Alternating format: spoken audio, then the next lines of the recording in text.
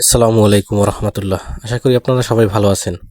তো আজকে আমি আপনাদেরকে দেখাবো, দেখেন এই যে পুঁইশাকের আগাগুলো আমরা কেন ভাঙি। যে দেখেন পুঁইশাকের আগাগুলো কিন্তু আমরা কেটে দিলাম, ভেঙে দিলাম। তো এটা ভাঙার অনেকগুলো কারণ আছে। তো সবথেকে বড় যে কারণটা সেটা হচ্ছে এই আগাটা যদি ভেঙে দিই, তাহলে যতগুলো পাতা আছে সেই পাতা থেকে আপনার পাতার গোড়া থেকে আর কি আবার নতুন নতুন আগা বের হবে। আর যদি আগাটা না ভেঙ্গি, তাহলে দেখবেন যে একটা আগাই লম্বা হবে। দেখেন একটা আগা কিন্তু অনেক বড় লম্বা হয়ে যেতেছে, দেখছেন এই যে একটা আগা অনেক বড় লম্বা হইতেছে। কিন্তু এই আগাটা যদি ভেঙে দিই আমরা, তাহলে প্রত্যেকটা পাতার গোড়া থেকে নতুন নতুন আগা আবার বের হবে। দেখছেন কত বড় লম্বা হয়ে গেছে একা।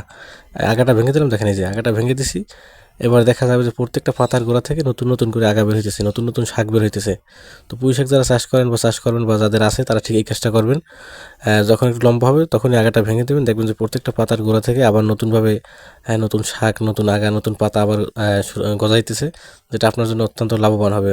আপনি অত্যন্ত লাভবান হবেন আর কি। অনেক পরিমাণ শাক এবং পাতা পাবেন এখান থেকে, যদি আপনি আগাটা ভেঙে দিতে পারেন।